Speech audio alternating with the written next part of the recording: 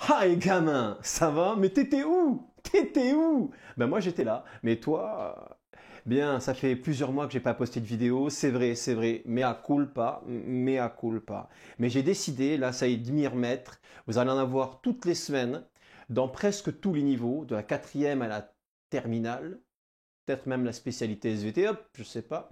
Mais d'autres engagements aussi. Je vais sûrement, d'ici quelques mois, me lancer à faire des lives. Je compte sur toi pour venir, pour discuter avec moi, pour que ce soit sympa, pour qu'on échange.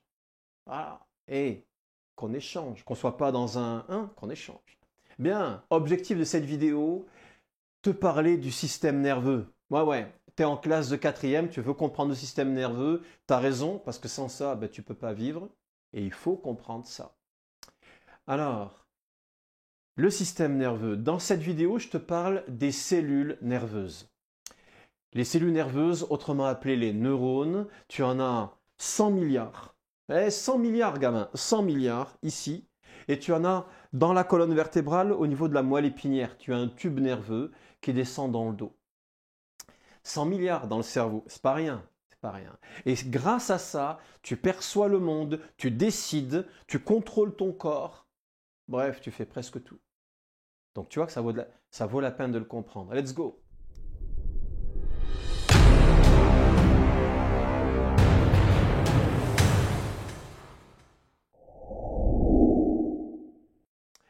Alors, voici une magnifique image un peu artistique avec un magnifique cerveau. Le gars, il est là, il est tranquille. Mais je te rappelle qu'il y a quelques jours, ils ont décerné le prix Nobel. Hop, hop, hop. Il faut te tenir au courant, gamin. Ils ont décerné le prix Nobel à des personnes ayant travaillé sur la perception sensorielle. La perception sensorielle, la perception de ce qui nous entoure grâce à nos sens. Bon, toi, tu connais les 5 sens, mais il n'y a pas que ça, il y a d'autres sensations. Ici, j'ai tous les capteurs qui interviennent dans le toucher, mais aussi dans la détection de la température. C'est sur ça qu'ils ont travaillé, les gars. On a des capteurs, t'as pas à retenir leur nom, hein, qui détectent une pression plutôt forte. Ici, des pressions plus fines, plus faibles. C'est le toucher assez fin, hein, délicat. Ici, la température et même, pour certains, au-delà d'un certain seuil, la douleur. Donc, à quoi servent ces capteurs? À détecter ce qu'il y a autour de toi. Je te donne un exemple. Tes yeux sont des capteurs, ils détectent ce qu'il y a dehors. Et oui, dès qu'il y a une source de lumière, tu peux détecter. Et ça, va voir, j'ai fait une vidéo magnifique, mais c'est pour les terminales, sur l'évolution de ça. C'est juste une machine de fou. Donc, perception sensorielle, on détecte ce qui se trouve autour de nous, mais pas seulement. On envoie des messages vers le cerveau. Et oui, il faut que le cerveau fasse ensuite son travail, il fasse un travail d'intégration.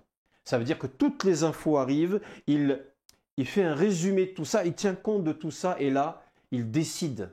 Ton cerveau prend des décisions. Chaque milliseconde, tu t'en rends pas compte, c'est normal. Tu es un gamin de quatrième, tu le sais pas. Gamin, on continue. Troisième étape, ton cerveau peut justement décider de déclencher un mouvement. C'est ce qu'on appelle la commande motrice, la commande du mouvement. Et enfin, ton cerveau, une fois qu'il a envoyé le message par les nerfs, direction les muscles, ces muscles se contractent, c'est l'action motrice.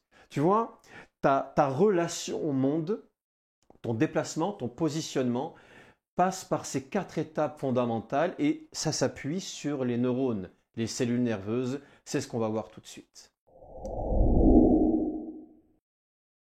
Alors, au microscope, au microscope, tiens, je ferai une vidéo sur l'utilisation du microscope, là, ça va pas tarder. Au microscope, qu'est-ce qu'on voit quand on observe un neurone? Alors, des neurones, on en prélève, moelle épinière par exemple, hop, un petit coup de colorant et tu obtiens ça. Ouf, qu'est-ce que c'est? Qu'est-ce que c'est?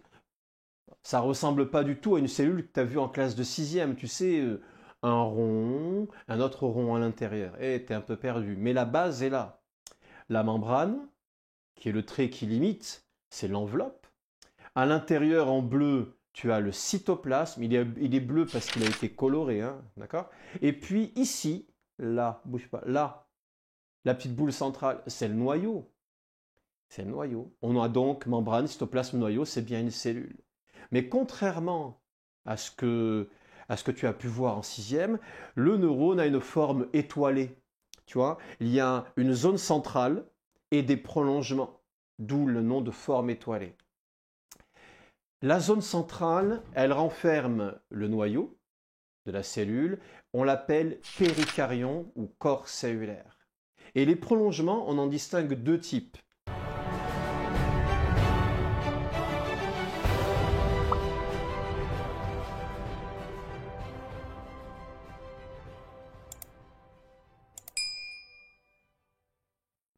On va le voir sur le schéma suivant.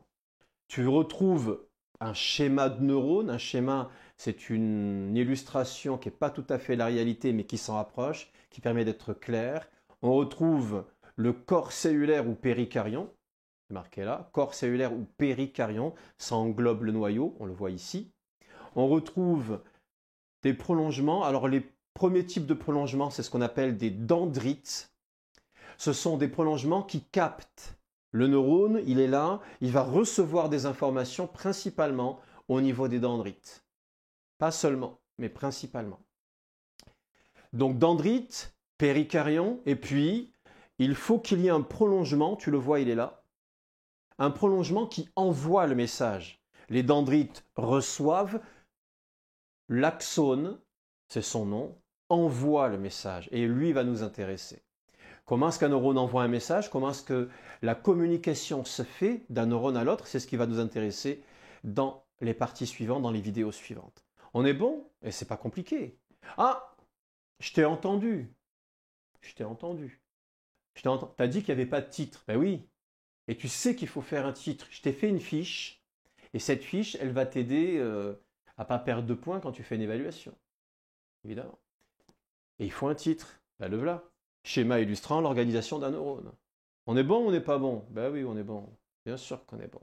Ben voilà, je t'ai présenté les cellules que tu as dans le cerveau. Tu as 100 milliards de fois ça dans le cerveau. Bon, tu n'as pas que des neurones dans le cerveau. Tu as d'autres types cellulaires, mais ce n'est pas au programme de collège et de lycée. Voilà, à connaître par cœur. À connaître par cœur. La partie suivante, qu'est-ce que c'est? Une activité électrique membranaire, c'est-à-dire que ces neurones sont capables de produire au niveau de leur membrane une activité électrique. Je t'en dis pas plus, c'est l'objectif de la prochaine vidéo. Gamin, ça m'a fait plaisir, ça fait un moment qu'on ne s'était pas vu, et ben voilà, on renoue progressivement ensemble et tu vas voir, c'est merveilleux. Ah oui, c'est merveilleux. Je te rappelle qu'ici tu es chez Science SVT, la chaîne qui va assurer ta réussite en SVT. La prochaine vidéo va apparaître là. Tu cliques, tu vas regarder, évidemment, évidemment. Tu me fais plaisir, tu me mets un pouce bleu. Et si tu t'es pas abonné, tu cliques. Tu cliques. Voilà, fais-moi plaisir. Ça compte pour moi. Viser la réussite. On va en parler. On va faire un live juste sur ça. Tu vas voir. Je te raconte pas. Je te raconte pas. Gamin, ciao ciao, et tu te portes bien, tu es chez Science, tu vas réussir. Gamin, je compte sur toi, à très bientôt.